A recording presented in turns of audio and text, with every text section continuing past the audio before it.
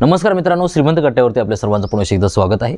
मी सुजी साठे आपल्या सर्वांचं स्वागत करतो।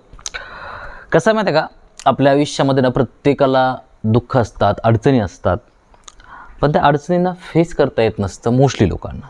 मुद्दा कसा असतो माहिती आहे का, आपल्या आयुष्यामध्ये कितीही अडचणी असू द्या, कितीही संघर्ष असू द्या, जर तो आपण ॲक्सेप्ट केला ना तर आपलं 50 ते 80% दुःख ना तिथं जागेवर कमी होत असतं। पण ते ॲक्सेप्ट करता आपल्याला आलं पाहिजे। मोस्टली लोक ते ॲक्सेप्ट करत नाहीत, ते त्या दुःखाला खूप मोठं करतात आणि त्याच्या ओझ्याखाली आयुष्य जगत असतात। माझ्या आयुष्यात एवढे प्रॉब्लेम्स आहेत वगैरे वगैरे। पण महत्त्वाची गोष्ट अशी असते की जेवढं आपण त्या गोष्टीला ॲक्सेप्ट करायला लागतो ना तेवढं ती कमी व्हायला लागते। आहे तर आहे, आता काय करणार। म्हणजे एखाद्या व्यक्तीचा जन्मच एखाद्या गरीब घरात झालेला असतो, तर ना आता कुठून मोठ्या मोठ्या सगळ्या गोष्टी आणणार, मग त्याला ते आहे ते ॲक्सेप्ट करावं लागणार आहे। मग ज्यावेळेस आपल्याला समाज किंवा बाहेरच्या गोष्टी आपल्याला त्या गोष्टीची जाणीव करून देतात की तू गरीब आहे, त्यावेळेस मग आपल्याला ते विनोदी वृत्तीतून त्या गोष्टीला टॅकल करता आलं पाहिजे। त्यालाच आपण सेन्स ऑफ ह्युमर म्हणतो। आणि जो आपल्या आयुष्यामध्ये आपण बऱ्याच ठिकाणी बघत असतो, म्हणजे काही कॉमेडी करणारी लोक असतात, ते एकदम क्रिटिकल सिच्युएशनला पण एवढं असं एकदम हलकं करून टाकतात ना, म्हणजे हसू यायला लागतं सगळ्यांना। खूप मोठमोठ्या सिच्युएशन्स असतात पण ते लाईटली घेतात त्या गोष्टींना।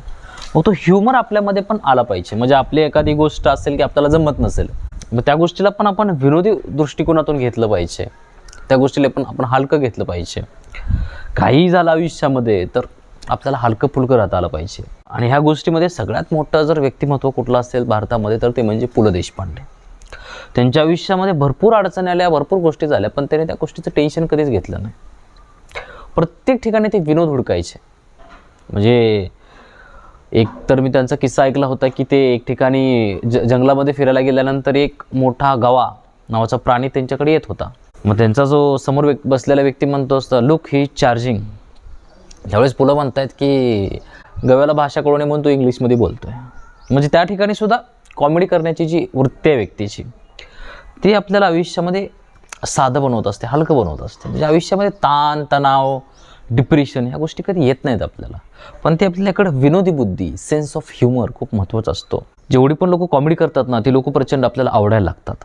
त्याच्या पाठीमागचं कारण असते की ते प्रत्येक सिच्युएशनला एकदम हलकं करतात, तणाव घेत नाहीत कुठल्या गोष्टीचा आणि आयुष्याचा आनंद घेतात। शेवटी सिच्युएशन बदलणं हे पूर्णपणे आपल्या हातात नसतं, आपण फक्त प्रयत्न करत असतो।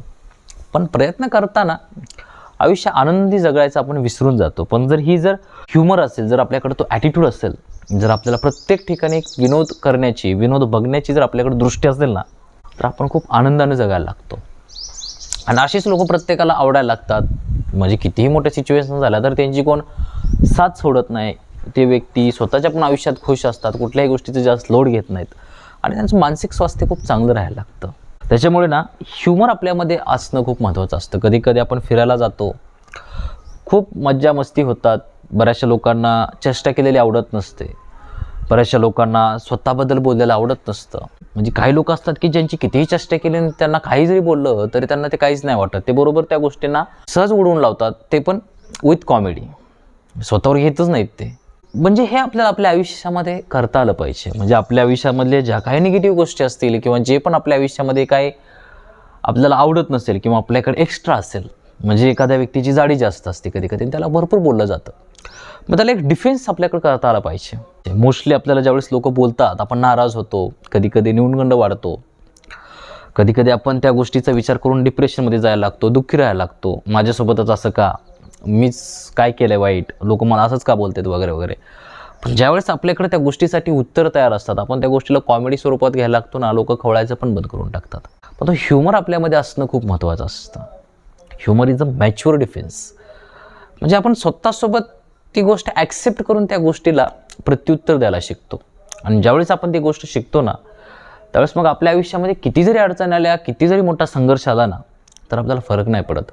आपण आनंदानं त्या सगळ्या गोष्टी टॅकल करत असतो आणि ते आपल्या आयुष्यामध्ये आपण शिकणं, डेव्हलप करणं खूप महत्त्वाचं असतं। बऱ्याच अंशी माझ्या आयुष्यामध्ये मी भरपूर लोक बघतोय ज्यांना ह्या गोष्टी जमत नाहीत।